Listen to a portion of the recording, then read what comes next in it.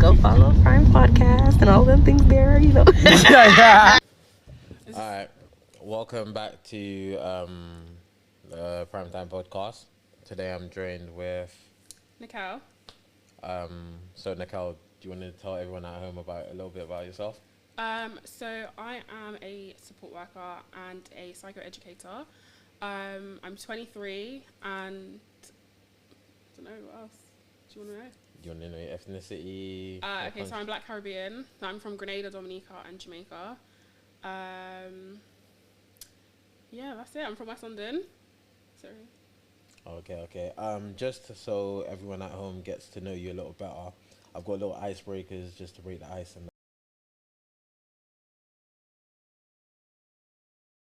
cool. Bungee jump or skydiving? I'm scared of heights, so I'll die either way. We'll go bungee jump. Alright. Hurricane or earthquake? Hurricane. Alright. Hold a snake or hold a spider? Fucking hell. A snake. No, God said no. Okay, I don't know. God said no. No, because you know, like a snake is like an evil. Okay, no, a snake. Sorry, go snake. I'm gonna go snake. Spiders are scary. Yeah, I agree. Speak in front of 10,000 people or only 10 people see you naked? Well, I'm a psychoeducator, so 10,000 people. Heights or confined spaces? No confined spaces. Heights, like for me, it's like no, don't, no. Alright, ghosts or bugs?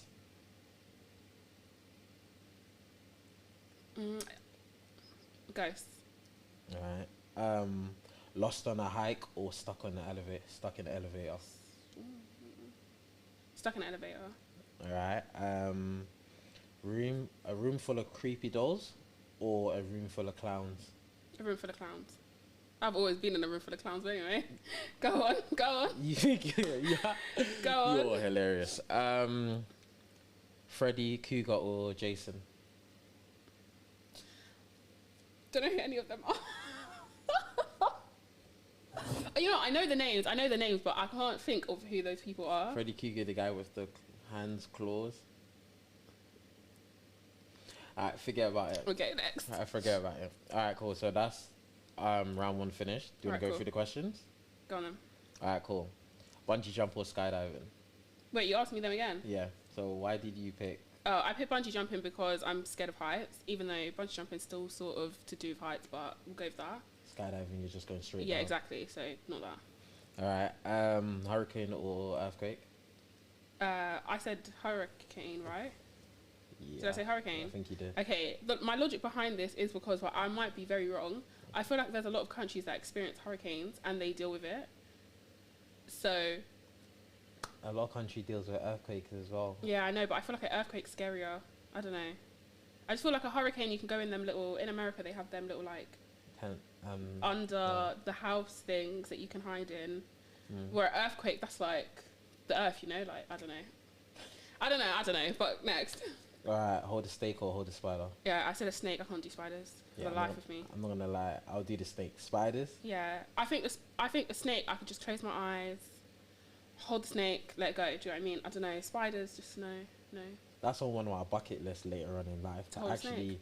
hold a spider. I held a snake when I was in primary school, but Oh, actually sorry. have a tarantula in my hand and No, just God forbid. firm it. So you would never do it? No, it's making me feel sick. 50 grand? No, 100 grand? nah, maybe 100 grand. No, maybe 100 grand. But no spiders. So what will happen if your kid goes, Mom, there's a spider? That's their damn business. Because who told you to go? Leave your window open. Yeah. Alright, makes sense. 100,000 strangers or 10 people that you know? Naked. The 10,000 strangers or 100,000. Yeah. However many strangers, I don't mind. Heights or confined spaces? Confined spaces. I was so confused. Yeah. Because I'm scared of heights, so I will never pick heights. So you've never been on a roller coaster? I have and absolutely cried. I hate roller coasters. I go to Thorpe Park to hold bags. You go full part just to hold bags? Yeah, to hold everyone else's bags. So I'm not getting on that roller coaster. So you pay entrance just to hold bags? Yeah, I don't go to Thorpe Park anymore, but yeah, when I did, like, you know, in secondary school and stuff, no, it's not for me. Ghost or bugs? I said ghost, yeah, but I'm really rethinking this. That's what I was thinking, because I was like, if you're scared of spiders, like, you think you could hack creepy crawlies. Ghosts. That's why I said no. That's why I said ghosts, because I don't want to have no spiders, no moths, nothing like that. But ghosts also might be a bit scary. I don't know. You scared of the dark? No. But a ghost is like a spirit, you know. That's. I don't know. All right.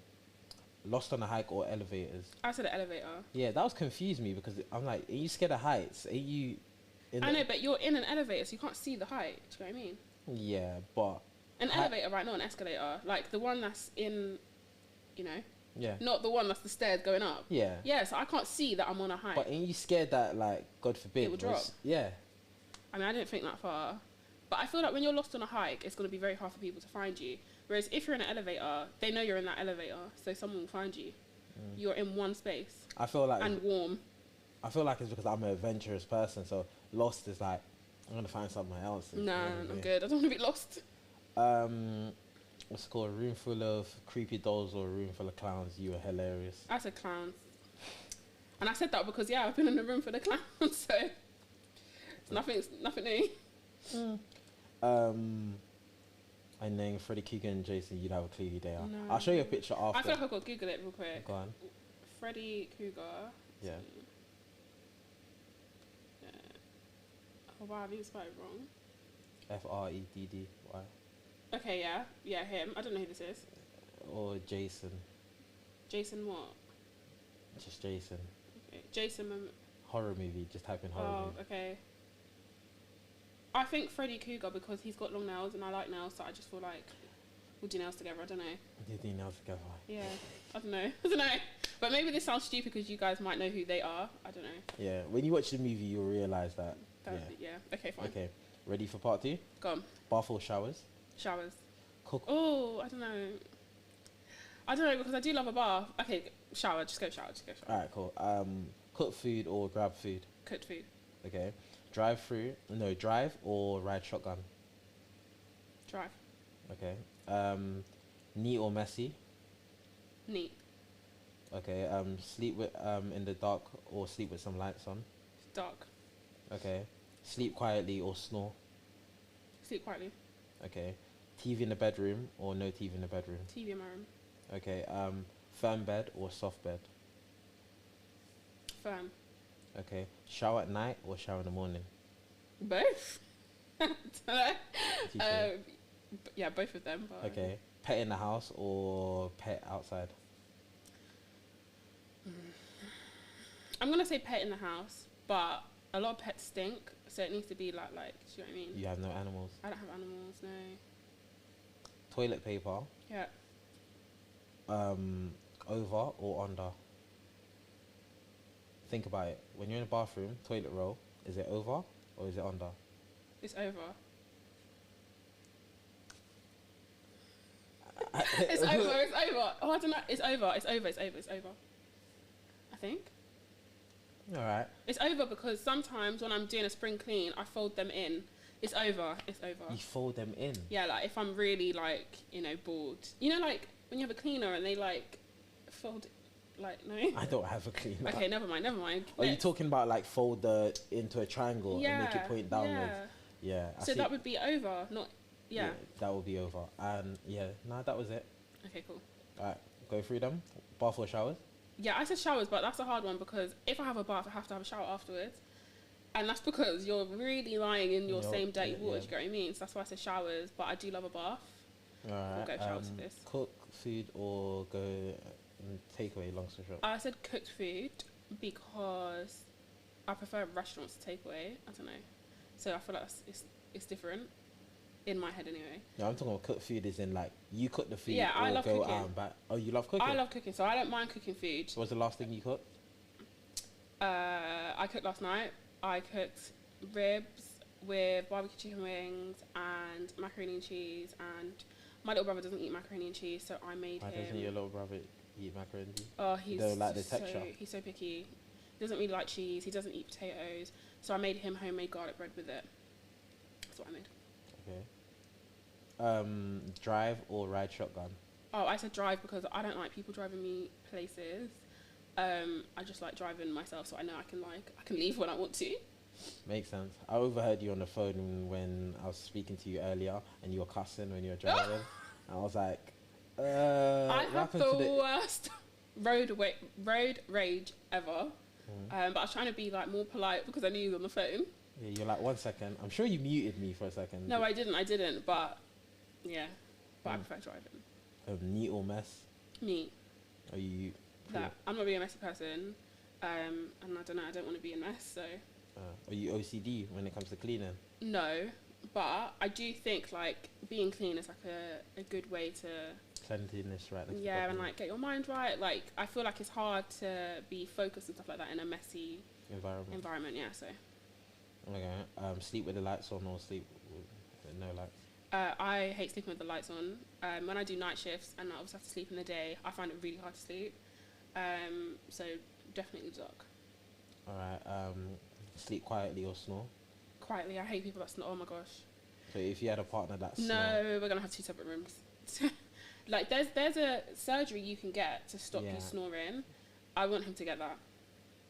Because I don't want to have to sleep in separate rooms, obviously. But I can't sleep through people snoring. Like I have a family member that snores really badly, and we couldn't have sleepovers because the snoring's bad. I can't deal with that. So yeah, surgery or come out of my room. Okay. Saying this now, yeah. Sorry, I just thought of something that I had a conversation about yesterday. Yeah. If you're a guy and you're dating a female and she starts to gain weight, how do you tell her in a polite fashion? I just thought about this because a lot of the time, like the snoring for you is a deal breaker. Yeah, that is, yeah. So sometimes with some people, it's like if their partner's gaining weight, that's a deal breaker to them. Okay, so I feel like there's compromise. So let's say with the snoring, obviously let's say for example like he's snoring like a few times, like not every day consistently snoring, then I'll deal with that because it's just whatever. But if he has like a snoring problem and he's snoring every single day and I can't sleep and it's affecting me, then he needs to do something about it. So my compromise would be, you know, if he snores just every now and again, then I'm going to compromise. But if he's snoring all the time and it's affecting me, then he needs to compromise and do something about it. So with the weight thing, I feel like if it's like it's only a little bit, maybe she's taken a new pill or like she's stressed, like there's a reason for this and it's not affecting you, then I feel like you can just leave it. But if it is like she's put on mad weight and you're almost not really as attracted to her as you was before, then I think it's okay to maybe just ask her. It's hard because I feel like you have to do it so... See, this is the thing with you females, yeah? I have nothing wrong against females, and I'm a very big advocate of females in different shapes and sizes, innit? Yeah. And I do understand that. But with me, I'm a straightforward person, innit? So I'm not going to say, yo, babes, you're getting fluffy, X, Y, Z. I'll be like, oh, babe, I'll hint first. I'll be like, oh, would you like to come to the gym with me?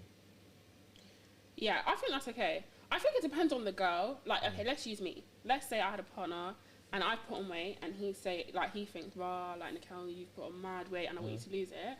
I feel like for me, he would have to be like, he'd have to ask me, like, are you okay? No, don't, oh my God, no. Like, is everything okay? Whatever. But don't relate it to weight yet.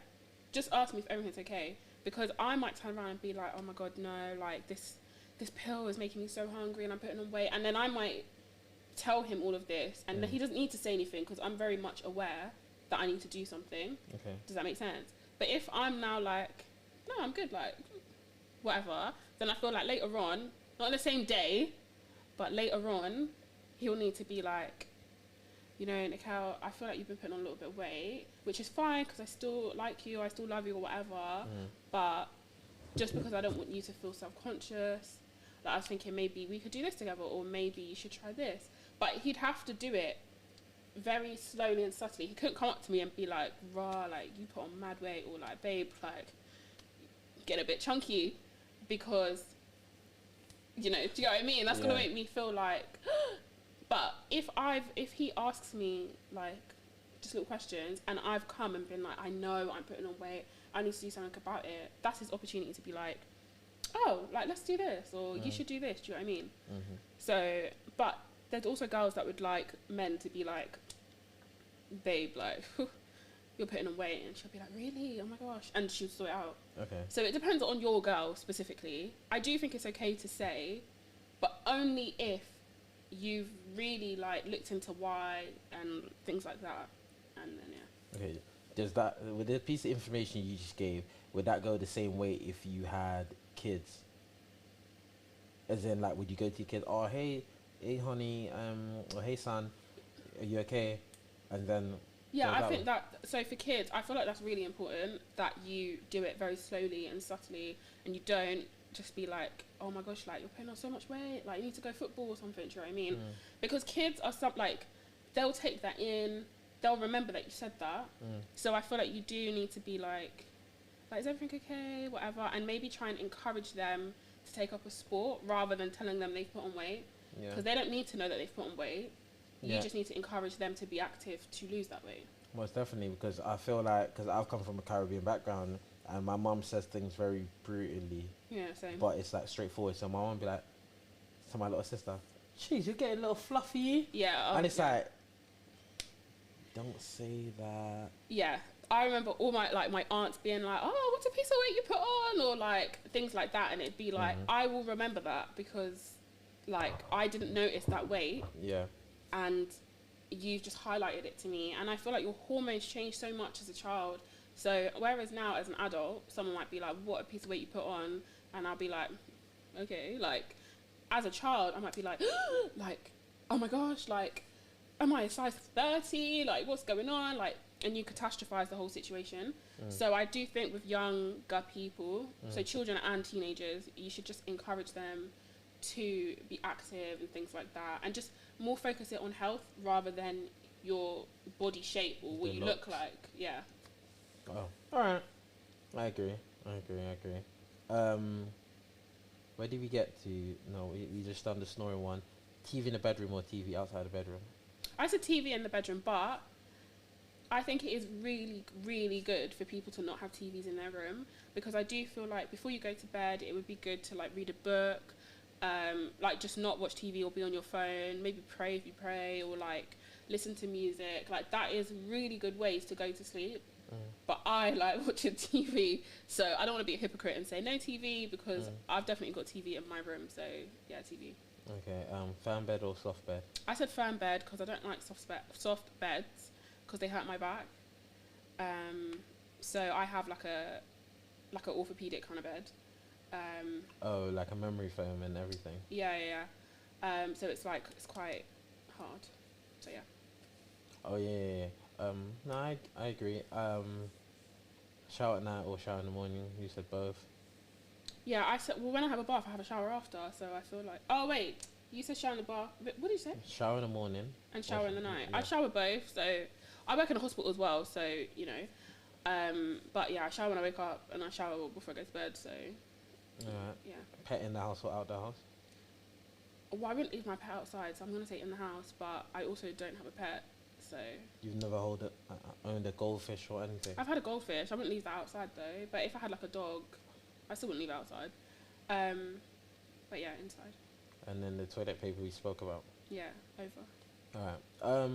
Red flags wise now. Oh, go on. Do you want me to give you? Oh, you want me to give you my red flags? Yeah. In what? Like a relationship, friendship, anything? Just work? Yeah, anything in general, like 5 major red flags for you. It could be all a relationship or friendships or work-wise or meeting other people and different things. It could be anything. Okay. 5 essential red flags. Okay, I would say a red flag of 5. Oh my god, that's so hard. Do you know why it's hard? Because I've got about 50 in my head and I have to think of just 5. Right, okay. I would say someone that speaks a lot about themselves and doesn't ask you about yourself. I feel like that's a red flag in friendships, relationships, and like work and stuff, because they should kind of like reciprocate the same energy of like you're asking them about them and they should ask you about you. So I feel like people that talk about themselves a lot are usually possess a lot of like, you know, bad traits. And I don't mean people that talk about themselves in a good light and that's like it. I mean people that constantly talk about just them. Like we're having a conversation, I'm like, yeah, and I do this, and this is me, and I'm not saying, what about you? Yeah. So I feel like that's a red flag.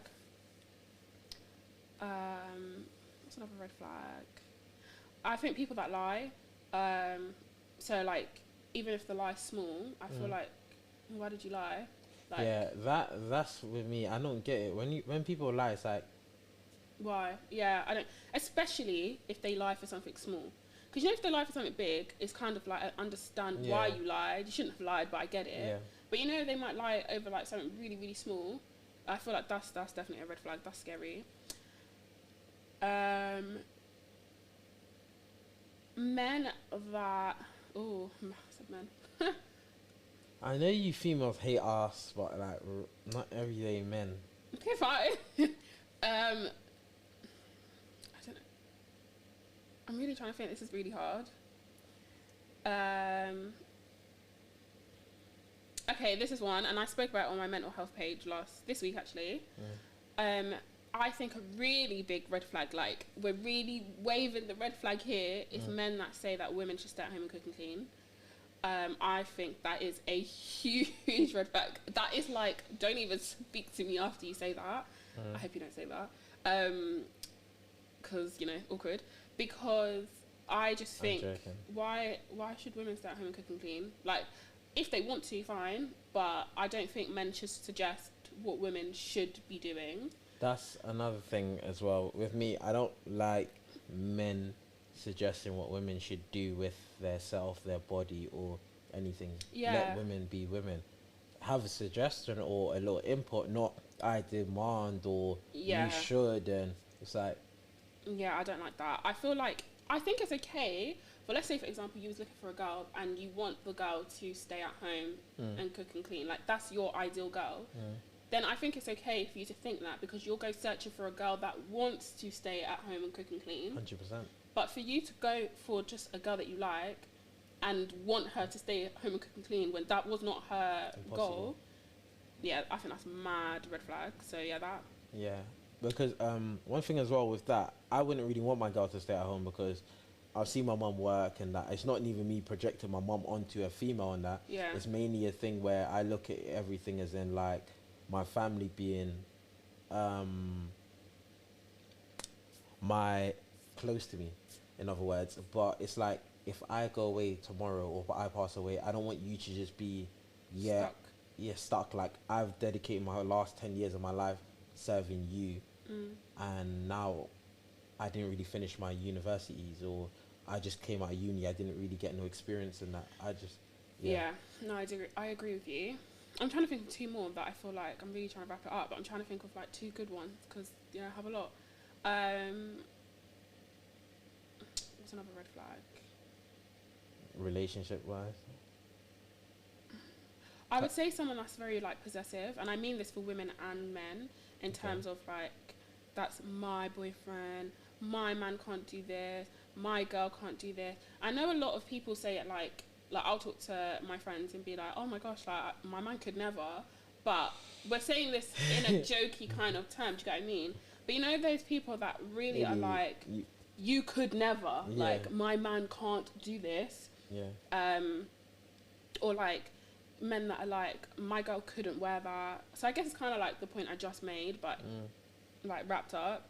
I think that's quite scary, because that's like showing a lot of like bad traits, and like I just think it could turn left very quickly if the other person doesn't do what they want them to do. Almost definitely. So yeah, I feel like, I mean, obviously it's nice for someone to be like, oh, that's my girl, that's my man, or whatever, but the possession of it, I think, is a bit red flag-ish. And what's my last one? I think any girl that follows anyone that follows Don't Justin say that, because I love Justin LeBoy. Nah, that is so toxic, because Justin LeBoy be getting you lot in trouble and that. And you know what annoys me as well? Yeah, I feel like I'm gonna start speaking from my heart, and then people are gonna be like, oh, someone hurt him. No one hurt me, but Go on. No one hurt me. When girls be reposting stuff like, fourth baby mother can never be me, prayer to Sierra. What is someone doing? Someone's got all you lot looking like fools. I reposted that. I know you did. Because when you posted, I was like, wow. But no, let's just... I think it is highly unlikely, and I don't want to say impossible, but highly unlikely that I'm going to be someone's fourth baby mum. And that's because I set boundaries for myself that I can't, that's not going to happen. Okay. Now, obviously, let's say I don't want to have a child out of wedlock. Let's just say that, yeah? Okay. So let's say, for example, I go by my boundaries and I don't have no child out of wedlock. I get married, I have my husband, I have my children, right? And then after me, he has 3 other baby mums. Like, we break up. Then that's something I couldn't control. Okay. But in terms of what I can control, it is highly, highly unlikely for me to be a 4th baby mum, because that I've implemented so many different things for that to just not happen, because I don't feel like that's something that I want to go through. Do you get what I mean?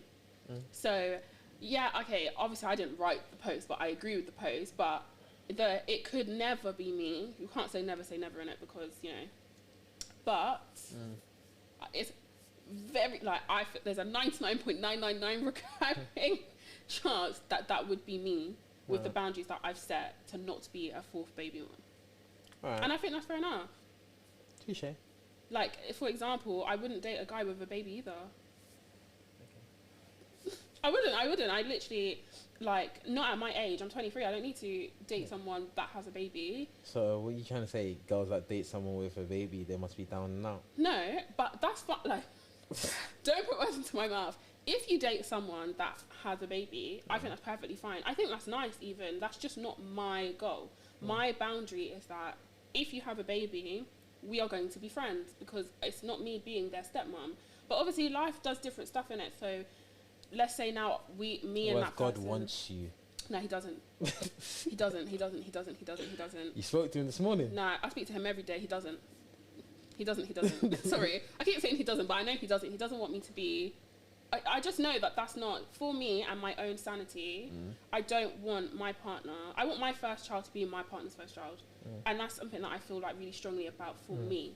But don't get me wrong, I have friends that have been with someone that has a baby... I can't tell you it's worked out for any of them, but you do you. That's perfectly fine for you. But for me, I'm not dating someone that has a baby. Not at this age, anyway. Would you date a felony or someone that's already had a child? If you had to pick in between, forced question. I feel like that's hard because it depends on, like... Murder. No, well, then no. Murder? Yeah, or 4th baby mom. No, then I'll be 4th baby mom. If he's a murderer. Or it depends. But you girls love God, man. Nah, I don't. I don't. Yeah, no. If he's a murderer, then obviously it's not that. But I would have to pick 4th baby mum. But I also will never be... Oh, not never. I highly doubt I will ever be in any of those situations. Nah, I'm just playing with you. Nah, I do get what you mean and everything, innit? Because it's one of those things where it's like... As much as I said growing up, I was like, yo, me be stepmom? Never. I used to say this in secondary school. And the older I got, I was like... If it happened, stepmom, stepfather. I was going to think stepmom. Yeah, I would like, alright, cool, I hear it, because I'm now at the age I am, I meet loads of amazing people, and I'm like, oh, it's sad that you and your partner didn't work out. Yeah, no, 100%. And I think, like, let's say, for example, I reached the age of 35. So by then, obviously, I'm assuming that more people would have had children. Almost definitely. And then if I'm single at 35, then that rule of he can't have one child might need to go, because, you know, time's gone on and it's more likely that people will have children. But at my age of 23 right now, I don't feel like I need to deal with any baby mum, baby drama at all. And I won't deal with it, because I just feel like I'm too young to put myself in that situation, so I just wouldn't do it. But it's okay if you do. I just wouldn't. Would you ever get into... What is it? I think it's 3 people. Polyamorous? Yeah. No. I wouldn't get into a polyamorous relationship because I am just not part of that community, and I'm not extremely religious, but I'm religious enough to want to be in a monogamous relationship with just one person. So I wouldn't be in that relationship. But again, if that's you do you, let me know. Even tell me about it, do you know what I mean? But for me, I wouldn't do that, no. Wow. Alright, I was going to say to you now, All right, so we've kind of broken the ice. We got to know you a little better and everything. Yeah. So, tell me, what made you want to become if I'm not mistaken, a psychoeducator and support worker. Yeah, I knew you were a support worker, but the psychoeducator part, I didn't know it was like. What is that? Okay, so psychoeducation is basically that you do like public talks or you do like PowerPoints and stuff about the psychology of something. So I'm the psychology of mental health. Okay. So I just finished my master's 2 weeks ago. Congratulations. Thanks. In child and adolescent mental health, and I work in a children's inpatient unit. What is that, if you don't mind me asking? So it's basically children that are either sectioned or have to stay at hospital. They can be day patients as well, and they're experiencing high levels of mental health problems, and they have to be nursed by a specialist team. So I work in the highest that there can be. So I work with the most sick children in England. So there isn't anything higher than that. Sick being like mentally. Oh, I thought not. No. Mentally. So there isn't anywhere higher that they could go than my unit. And yeah, that's what a psychoeducator is. And support worker, I do that there. So. Okay. What made you want to go down that field? From when I was like little, I used to do performing arts. And I just thought I was going to be an actor or a singer, and that was going to be the end of it. But I also really, really was like very in touch with like my emotional side, and was very like, my friends would come to me with their problems, and I'd be like, okay, let's talk about it. Like I've always been like that. So then when I reached 16, and it was like you got to pick what you want to do. I basically picked my A levels, and I picked English, drama. What did I pick? English, drama, psychology, and sociology. And then in my GCSEs, I basically I have this thing called endometriosis, and it makes me faint, basically. So I fainted in my English exam, and I only got a C, and it wasn't enough for me to do... Wait. So you fainted? Yeah, I passed something out of your control. Yeah. You can't get added time or... No, because I finished it. You finished it though? So basically, what happened? I woke up from fainting and finished it. Oh, okay. But obviously, that is less time because through, 5 minutes of it, I'm unconscious. Oh, in those 5 minutes, you could have been in a work state. Yeah, and then obviously now I've woken up, I'm like crying, I'm thinking, oh my gosh, like, I've just fainted, like I'm dizzy, and things like that. So anyway, I didn't get the GCSE grade. I got a C when I was predicted an A. And obviously my school was like, why she got a C when she was predicted an A? Like, this doesn't make sense. And they were trying to fight it for me. But anyway, it just got very long. So I basically had to do a level 3 BTEC. And it was basically, I was going to pick out of performing arts or pick out of health and social care. Whereas obviously my plan was to do A levels where I could do everything and kind of like be in all the fields. And I was sitting there like, what do I want to do? What do I want to do? What do I want to do? And I just, on a whim, was like, I'm just going to do health and social care and see like where it takes me. So I did that, and we had to do placements and stuff. And I just really liked helping people. So I've always been like that as a child, but obviously I was faced with this problem, and I have to pick one. Whereas my plan was always to mix it up until I could decide, but I was just forced to pick one. And then ever since I've just always been in that field. Like one of my first jobs was working with disabled kids with learning difficulties. Like after that, I worked in mental health, and I've worked in mental health ever since. Okay. Quickly before we move on, I genuinely want to ask you something. I think it is when you said when you were doing drama. I spoke to someone when I was younger. I think like 5-6 years ago, and the person was there from Birmingham, and she done art. No, she done drama. But drama acting. Therapy.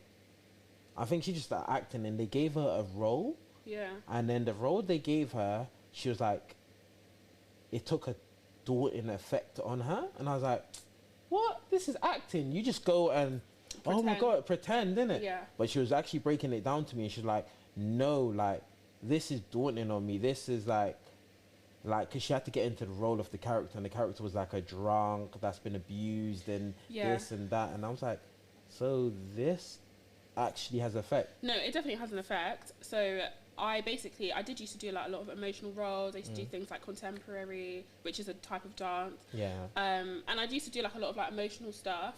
I lived, breathed, and slept like performing arts basically, and I was very emotional. I used to write songs as a child. I used to play the piano. So all of this was quite like emotional. I always had this little.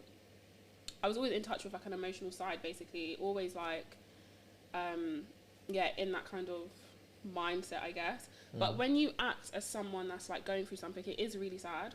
Like even I watched Coronation Street. I know I'm old, but whatever. And one of the women was basically acting as someone that's being abused by her partner, but she wasn't being physically abused, so no one would believe her, and it just went on for ages, and it was really, really sad. Like they did it really well. And when she did an interview, she was saying like it took a very like emotional turn on her, because you have to really put yourself in that role of this abused person and like believe that it's you for you to act it out. And it is sad. So I do feel like when I was acting and singing and dancing and all this kind of stuff, it was like I was very in touch with being emotional and the storylines that we do and things like that. Yeah, because even then I started looking and like Googling like actors and all that, and I'm not sure if you know him. There's an actor that he was the Joker, and he killed himself. In real life? Yeah, he killed himself in real life. Oh, Not the one that came out recent. Yeah, the one before. The one before. Yeah, because acting is very like, I don't know. When you play those, like they probably do go to therapy, a lot of them and things like that, because it is quite like you have to really try to believe that you're this person, and like sometimes you'll have to meet someone that's gone through it and talk to them to find out their experiences, so that you really have an emotional attachment with it. Yeah. So yeah, it's quite intense. Nah, it's definitely is. So what's it called? You also said that what kind of made you get into it was because of like all your friends. What's it called? Yeah, my friends will always come to me with their problems, and like, I don't know, I just really liked doing it. And also on top of it as well, I have siblings, but I was 11 when my first sibling. No, I was 8 when my first sibling was born. Oh, that's so sad. Oh, I have seen this. Yeah. I've seen this. That's really sad. Yeah. But yeah, so I feel like I've always played like second mum to my siblings because I'm a lot older than them. Yeah. So I feel like that also kind of pushed me into that caring profession because I've always been doing it. So yeah. Yeah, because even like till this day, like all my mum calls me the people them counselor, because I'm literally always on the phone to my friends and all of that, like counseling and them, and like even if it's just a little bit about life, a little bit of motivation, or like relationship advice and this and that. Yeah. But knowing that you've graduated, you've achieved your masters and that, do you see some situations where like your work spills off into like real world activities? Like you may be at Westfield and you may see something and you're like, oh, that's actually this, that and the third. Or you may be out, or even if you're watching a movie sometime, you may be like, okay, cool, this person actually has. Yeah, so actually speaking of the Joker, I watched the more recent one. Yeah. And I promise it was literally one of the storylines of one of my old patients. And I feel like everyone watched it in a complete different way that I did, because it was like, so in what way did you watch it? So like in the sense of like, because he was basically like cast out kind of thing. Yeah. And people didn't take him seriously, and then he lost his job and all that kind of stuff. And then he started like, you know, killing people and all this kind of stuff. Yeah. So I've worked with someone that's been in that same situation. And obviously I'm not saying it's right, but I saw more how it happened. And you know, people were like, oh, he's just like, he's crazy. But obviously he is experiencing mental health problems, but I saw it more as like there were so many predisposing factors as to why he ended up like that, rather than like, oh my gosh, look at the crazy stuff he's doing. Do you see what I mean? Yeah. But how was it when you first found out you've got the, I don't want to say it in a rude or negative way, endometriosis? Yeah. When did you find out? Okay, so I'll give you like, it's quite long, so I'll try and like condense it. Yeah, that's fine. So I've had it basically my whole like teenage life and then upwards. So it's basically like really, really, really bad period pains, really bad, basically, like to the point so I pass out. They have to inject me. I have to go to A&E, like really bad. Wow. And obviously girls have periods every month. Yeah. So you're passing out every month? Yeah, every single month. Every single month. Sometimes like 2-3 times a month in A&E. I was in A&E every single month as a teenager.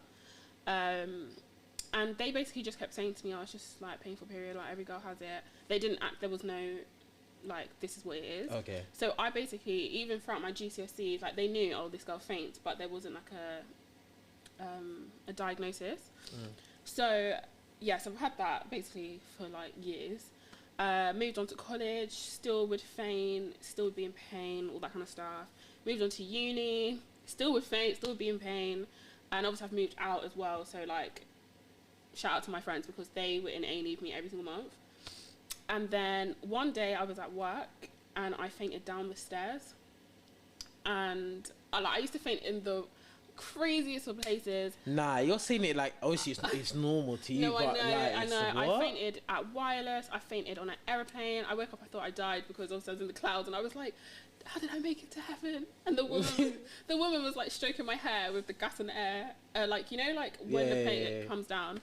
And she was like, no, darling, like I'm on my way to Grenada on an 8-hour plane and I've fainted. So anyway, I fainted down the stairs and my manager, bless her, she came and like when I woke up, like I was just in her arms and I was like, oh, like obviously I know what happened, but you wake up and you're like, do you know what I mean? Yeah, definitely. And so she took me to A&E. Obviously, like I hit my head as well, and this was in central London. And then this woman came up to me, and she was a gynecologist in A&E, and she took out some kit, whatever, and she was like, I think you got endometriosis, and I was like, what's that?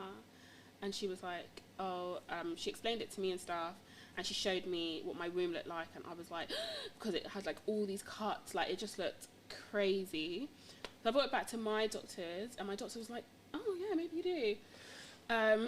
So anyway, they sent me for more tests, and they were like, oh yeah, you do. Like, and all these years they were telling me it's just a painful period, and like there's actually something wrong with me. So, and actually 1 in 10 women have endometriosis. That is crazy. And it's also the second biggest cause for infertility as well. So if you if you just leave it and it gets worse, then that leads to a woman just not being fertile. But for the years they were just like, oh, like it's in your head, like it's just painful. That's so crazy because they could have nipped it in the bud from early. Yeah, and you could have like, but God's got a plan because definitely, because I'm fine now. Like I'm fertile, like I have it under control. So do they just give you pills and you got to take every month? Yes. So basically, as a teenager, I was on 15 tablets a day. So You're popping pills. I was popping pills. So do you see why I was fainting in my exams? 100%. And I never got the greatest of grades. Like I passed my GCSEs, but like they weren't my predicted grades. But I'm on 15 tablets, including codeine. So I'm out of it. I'm popping pills from day one. Yeah. Okay. So so now obviously I'm diagnosed and stuff. Like they actually have just given me stronger pills because there's no cure for endometriosis. Okay. But there's like ways you can help manage it. Okay. So now if I am in pain, I take 90 milligrams of codeine, which is really high. So a normal person will be prescribed 8 milligrams of codeine. And I'm prescribed 30, and at my worst, I have to take 3. You are really sipping. Yeah, I mean, I've been on it. So I basically during uni, now that I'm on such high dosages of codeine, I would do my exams, and I'm basically very high. Like I'm sitting there like, what does it say? What does it say? The words are floating round. Because I just need to, if I don't take this, I'm not going to be conscious. So it's either be unconscious or be high. And obviously I'm going to pick being high. So uni for me was really hard because I just felt like there's no cure. They're giving me these tablets and I just don't know what to do. So yeah, that journey for me was really hard. Obviously I still have it, but now I know what it is and I manage it, and I have a really lovely gynecologist and stuff now. That like helps me with it and stuff like that. Like it's okay, but prior to this, and I only was diagnosed at 19. So I was already in uni, still fainting. One of my funniest stories was I fainted, but I was in my bed, and my friends came to see me, and obviously I wasn't conscious, and they thought I died, and they all started crying, and then they called the ambulance, and obviously they're telling the ambulance, she's not breathing, so the ambulance think I'm dead, and they've called an air ambulance to my uni accommodation, yeah, and then this man's come knocking on the door, and he's come to pronounce me dead, and he was like, she still has a pulse, and my friends were like, what? And they were all standing there like, she's dead, and then so he cancelled the air ambulance, and he was like, she's fine. He gave me some stuff, and obviously the pain eased up. I woke up. Obviously, I'm like, I'm not dead. Like, what do you mean dead? And my friends were just standing there in tears, like, she's not dead, because. Wait. Do you know what's crazy? Yeah, and I always say this, innit? And I always say, like, obviously, you love it or hate it. There's the whole hierarchy system with you have the elites, and then you have like, all of that. I don't even want to get into that because I feel like I get into that enough. But I always say women are so strong, and everyone's like, oh yeah, nah. But you lot don't get your props. Like, nah, some of the stuff that you lot do is like, what? It's like, crazy. and do you know what's crazy? Yeah, it's like guys will be asking you lot, what do you lot bring to the table? Or even down to simple little red things. flag. 100%. Even down to little things where it's like, I'll be talking to girls and I'll be like, so tell me a little bit more about yourself. You wouldn't tell me that. You'd be like, I just went uni, just that. Big man, you are surviving. So you funny. are what? Yeah, no, I wouldn't, like, I used to, not hide it, but I used to try and, like, stay out of the way when I knew my period was coming, because I know I'm going to faint. But, obviously, it's what I have to do with it. Like, I'm all about giving people their flowers, yeah, but I genuinely got to give you, like, your qualification, everything is absolutely amazing. I love your page, love everything. But that story is so motivational, because it's like, I know, like, I've got other friends that have deal with different situations with their whole time of the month and that, and even down to girls going through so much at home. Yeah. And boys, everyone going through so much, but it's like, you've survived that, and you're still, you're like, oh, it's every day, oh, I've just got to do this today, I've got to do that. Yeah, what? I mean, it was hard, don't get me wrong. Like, I feel like it caused me to have a lot of anxiety, because what a lot of people do, and this is what I did, so obviously I'm 19 now, I'm in my second year, I've been diagnosed with this chronic illness, because that's what it's called, that I can't cure. There's no cure for it at all, so I'm going to have this until I reach menopause, and it's the second biggest cause of infertility. I'm thinking, shit, No kids. am I going to have no kids? Like, I'm only 19 and I have to cope with that. And on top of that, I'm thinking, I'm doing this degree and I'm doing it high. I'm failing some of them, because I definitely failed some stuff. I had to do 4 years of my 3-year degree. And I'm just thinking, am I not going to get anywhere? Like, I keep fainting every month. Like, there's going to be a point in life where, like, my friends are going to be like, oh, fucking hell, Nikelle, like, we cannot come to A&E with you again. Or, like, if I have a partner, he's going to have to take me to hospital every single month. Like, so it caused me a lot of anxiety and a lot of, like, imposter syndrome, and I'm not going to do well, and I'm failing uni. But for me, and obviously I work in mental health as well, I just had to find that motivation to just keep pushing. So I kept pushing, and I applied for my first mental health job when I was 19 as well. And I think I developed a lot of it's called high functioning anxiety, which I mentioned on my page. It's called Mental and Me. And it's basically, you're so anxious that you do the most in case something bad happens, you've sorted it out already. So during uni, now I'm diagnosed, I only had one job, which was in John Lewis.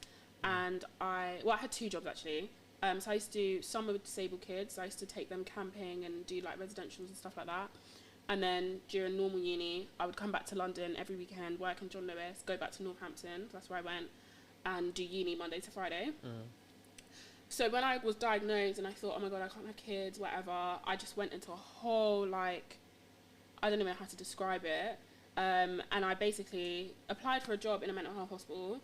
It was so hard to get. People were like, my lecturer was like, oh, it's really hard, but I'm going to help you. And then I got it, and I was like, okay, so I got this job, so now I'm in my field. And technically, when you graduate from uni, that's when people start doing those jobs. Okay. But I started that in second year. So you've already got experience. So I've already got this graduate job that people want after uni. Fine. But you would think common sense would be like, okay, well, you can quit John Lewis and work in his mental health hospital. And John Lewis, bearing in mind, is all the way in London, and I live in Northampton. But I said, you know what, no. I'm going to work at the mental health hospital. I'm going to work in John Lewis in London on the weekends. I'm going to do uni full time. And then in the summer, I'm going to work with the disabled kids. All because I think I'm going to be infertile. I need to pay for a private doctor. I need to make sure I'm fertile. And if I'm not fertile, then I need to have money to have a surrogate. And I'm only 19. And I feel like I have the world on my shoulders because... all of a sudden, with this one woman coming up with, you've got endometriosis, which at one part was like, oh my God, because like you lot was saying it's just a painful period and like it's in my head, and now here's the reason in front of you. But on the other hand, it's like, where do we go from here? Because there's no way I'm just not having kids. So I worked that job. So I worked 2 jobs, 3 technically, did full-time uni. Then I also was like, okay, I need to be better because...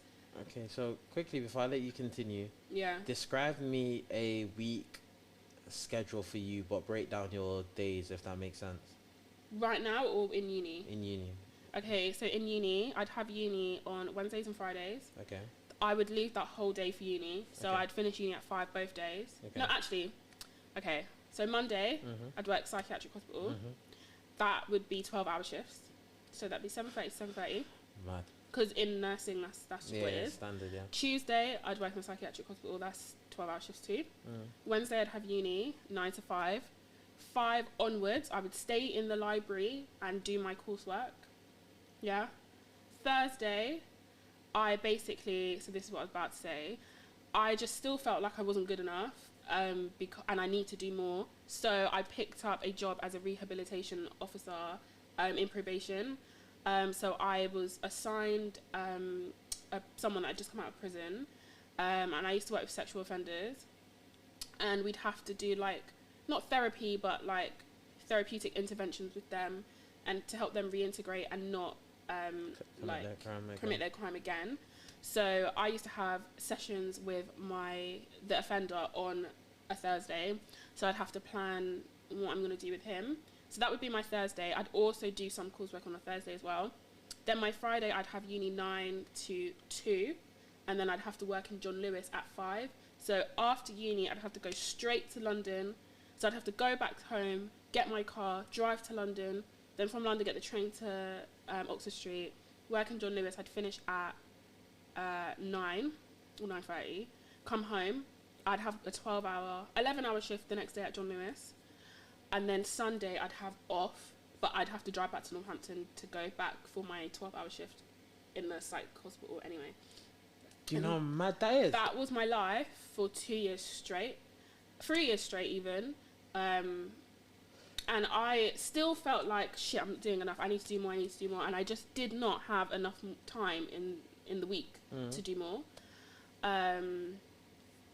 So yeah, that's one thing that I would say that also pushed me to do this whole therapy stuff, because obviously working in mental health, you don't have to be a therapist. You could do support working, you could do nursing, you could be an occupational therapist. But I felt like I want to be who I wish I had, in terms of like, because I was so high functioning with this anxiety, I wish I had someone that was like me to sit me down and be like, okay, like, it's cool, like, rah, like, you don't need to work 4 jobs and be in uni full time, like, it's okay, you're only 19. But at that time, it was like, I need to do this, I need to do that, I need to do this. Yeah, because I feel like I've gone through something similar like that, innit? I could never ever compare myself to you, innit? But everyone no, you definitely could. Everyone has their different walks of life, but it's one of those things where it's like, I feel like I juggle so much into one, and hearing you say it and that is like, oh my God, that's crazy. Yeah, it's a lot. It's crazy. It's a lot, because even when I used to break down my day in life to my friends and that, they were like, bro, don't you chill, don't you rest, and like, how do you do certain things? And that's my thing to you. How did you socialize with friends or go out on dates? Or I didn't at all. I feel like I dedicated my whole 19 to 22-ish years of work and only work. And that was it. Work in uni. I did my master's straight after my degree. I literally finished my master's last week. And it was only during the pandemic. No, even then, because I was working, because obviously I work in a hospital, so I had to work. I never actually set aside time to have fun. So my friends were all dating, they were going out on dates, they were going out with their friends, they were going out for drinks, and I was at work all the time. Or I'd be at home, I'd be like, oh, I've got coursework. And I never ever had fun in those like prime years that I feel like, because you're after 18, so you can drink, you could do more stuff. But because I was diagnosed at 19, and I was thinking, shit, like, I've got to do something, I've got to fix this for the rest of my life, I just never got to enjoy those years that I can't really get back. Yeah, most definitely, because I feel like it's one of those things where it's like, how can I put it? You've really dedicated those years where it's like, because a lot of the time they say in your 20s to 30s, experiment. Yeah. Find the field that you want and then level up and focus. You knowing that you've sacrificed all those times, you've grinded, you've worked hard and everything. Do you feel like what's the word I'm looking for? You're reaping the benefit of those rewards now?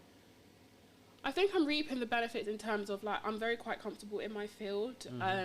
Like I'm very knowledgeable. Like I'm 23, I have a degree and a master's, and like I've got good grades for both of them. And I've kind of made up for like not my great GCSE grades and things like that. But I do wish that I had more fun. Would you have changed anything? That's basically what I'm trying to say. I don't know, because I don't like living in regret, so I don't want to say I would have changed something.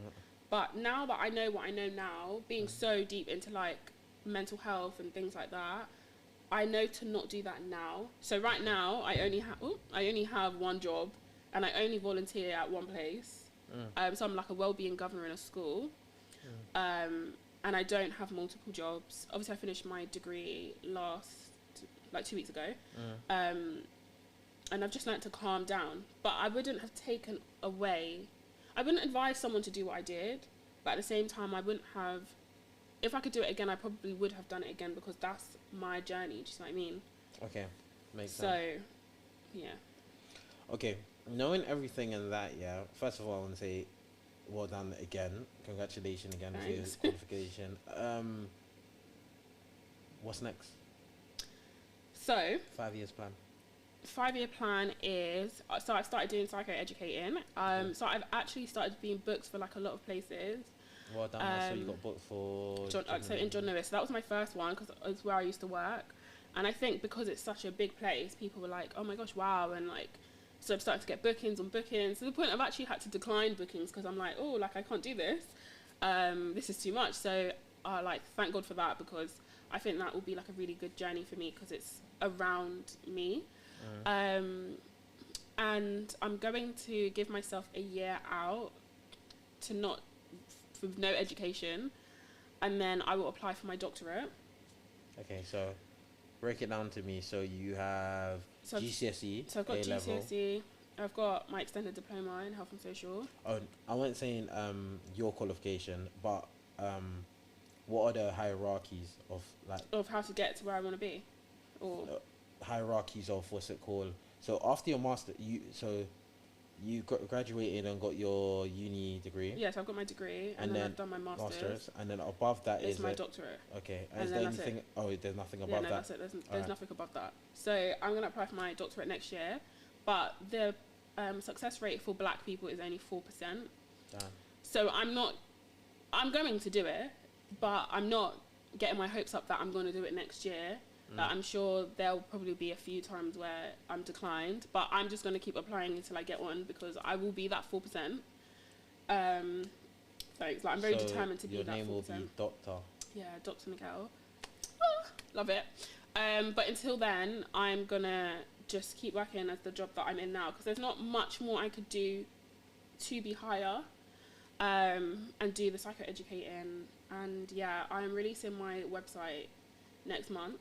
where I help people look for therapists, because that's something I get a lot of DMs asking. I think I even DM'd you asking that. Yeah, a lot of people message me to say, can you help me look for a therapist? It is quite time consuming to help someone look for a therapist, so I've made it into like a cheap service, where you could fill out a form, you could talk about, let's say for example, if you want someone black, or if you're black and you want someone that understands it, or if you're gay and you want someone that understands it, or if you're Muslim and you want someone that understands Islam and things like that, so that it can help. Because sometimes when you do therapy through the NHS, it's not all the time, but it's very likely that you will get a middle-aged white middle-class woman that might not understand the experiences that you've gone through, and although she can empathize with you and say, oh, like, I'm sorry to hear that, it might not feel genuine for you, because you might feel like, well, no, you don't get it, because you're white and I'm black, and the racism I face is very different to what you might face. Yeah. You're middle class and I'm working class, so you've never had to work full jobs to save up to, in case you're not fertile, whereas I have, because I come from a working class family. So sometimes it's better for you to go with someone that you feel understands you better.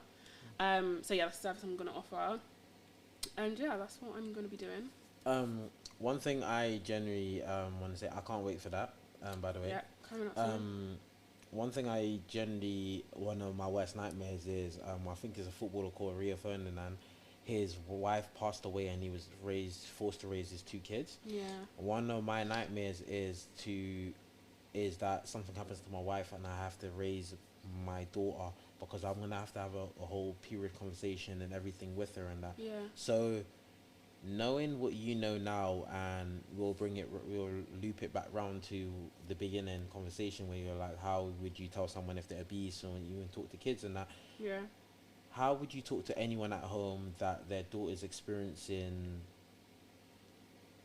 What, that they've lost their mum and they're just grown with their dad? They're experiencing endometriosis. Yeah.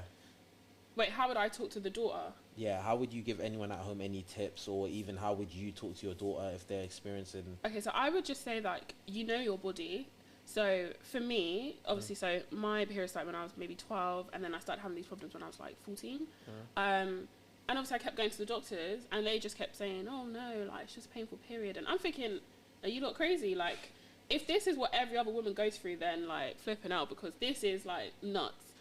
And it got to a point where I started to not believe myself. Like, I was thinking, like, is this in your head? Like, I don't get it, because these people that are professionals are telling you that it's nothing, and I feel like it's something. So an advice I would give younger me, or even like someone my age, is like, you know your body, you know yourself. Like, it's the same with like mental health and things like that. Like, you know if you're anxious, you know you need to get yourself out of that situation. You know if you're depressed, you know what was going to help you. Like, you know if you're experiencing like really bad period pains and you feel like that's not normal for my body, then it's not normal for your body. Like, no one can tell you otherwise, because you know yourself. So that's what I would say to a girl that's younger or my age or whatever. Okay. All right. So just tell them they know their body, and then just to clarify, if they do still feel like that and their doctors is still saying, oh, it's in your head and that, you have to keep fighting. You still have to keep fighting. Yeah, it's a horrible like game, I guess, because it is you pushing for someone to believe you. And obviously people didn't believe me for years. Like, they were just like you're fine. And they kept asking me, like, are you pregnant? And I'm like 14. I'm thinking, no, I'm not pregnant. Like, definitely not. Definitely. So it's just like, you just have to have that determination to keep pushing. But I also understand that it's so hard to be motivated to push and push and push for something you believe is right when people are telling you it's not. So it's a hard one. No, most definitely. Just before you wrap up and leave, is there anything that you want to share with anyone? I always make people do a little recommendation, so you recommend any books, apart from checking out your socials and everything, which... Yeah, so I recommend buying my planner, which comes out next month. But basically, it's derived from like CBT techniques. and it's about breaking down your day. CBT is cognitive behavioral therapy. So it's about like breaking down your day and prioritizing things that really truly matter to you in the week and not giving yourself so much to do. A lot of it did come from my own experiences as well, in terms of, so I said that I'm a high function anxious person in terms of I'll do everything. So as I said, I'd worked 4 jobs and was in uni full time. So the planner is basically set on prioritizing what you really need to do. And I know if I gave myself that when I was a bit younger, I wouldn't have worked 4 jobs, because I would have known you don't need to work 4 jobs. It's not a priority to do this. So it just helps to like break down your days and things like that. What else would I suggest? I would suggest, like, I'm assuming that a lot of your followers and things like that are black people. So I think therapy / counselling, same thing, is also something that I would recommend. I know a lot of black people don't go to therapy or counselling, and then they say, I don't want the people to know my business, but it's not like that. It's really not like that. Yeah. First of all, they have to sign a form to say that they're not. Unless you go, I've killed someone, then, you know, fine. But generally, they are not allowed to say anything. They can actually get fired from their job for opening their mouth. It's their job to not say anything. And I think a lot of black people have, like, internal trauma that we don't let out. We've been through so much, especially with, like, racism and things like that. That I think is really important, more than ever, for everybody, so whoever's watching, all of you, but specifically black people, to go and seek therapy. Most definitely, because one thing with me as well, I realized that I needed therapy, but I was just, because I was just chilling and I was talking to my friends, and even some of the stuff where I realized that I don't relate to you lot. And it's not even because it's my social circle, and I'm like, I've got different hierarchy friends, and I'm very lucky that I've got different ethnicities. So I've got a lot of white, black, mixed race, different cultures, even down to different hierarchies of friends, where I've got flashy friends down to where you may call a little geeky and all of that friends. So I was realizing that I was relating with a lot of different things, and then when I started breaking it down, I was like, my first step into trying to figure out who I was, am I introverted or extroverted? Then I realized I'm not fully introverted.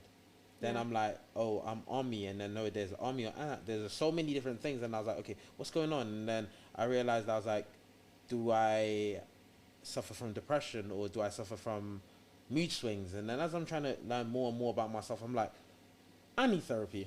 Yeah, it is like, I need general therapy. You don't have to be, I feel like a lot of people see therapy as like, I need to be in a dark room, crying my eyes out, and absolutely depressed, and I can't even speak. Like, it's not that.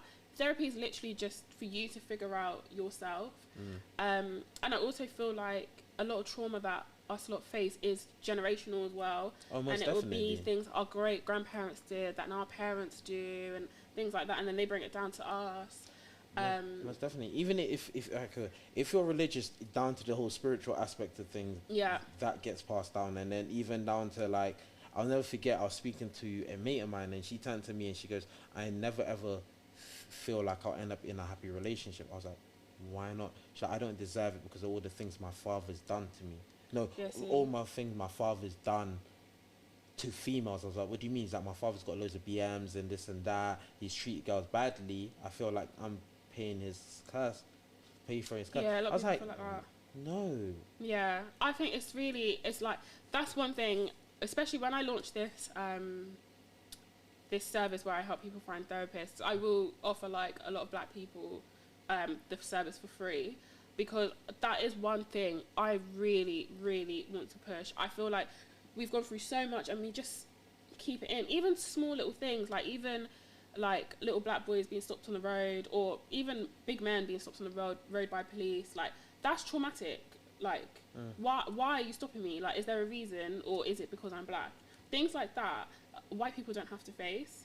So, and I know it might seem small to people that's gone through, like, have you gone through that before? Stop my bit. Yeah. Yeah, I have before. Yeah. Yeah, so that it might not seem as like, oh, it's not like if I don't have nothing on me, it's not that deep, but it is quite deep, and I feel definitely. like a lot of black people take these things in and they just hold it in, or they do think, oh, like my parents did this, so like this is all I deserve, and things like that.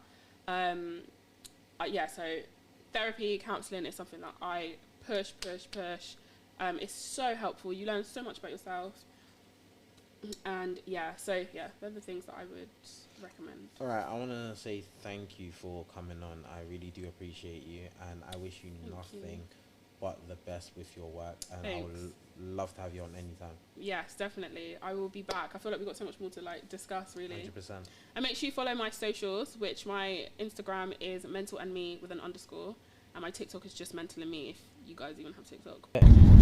Go follow Prime Podcast and all them things there,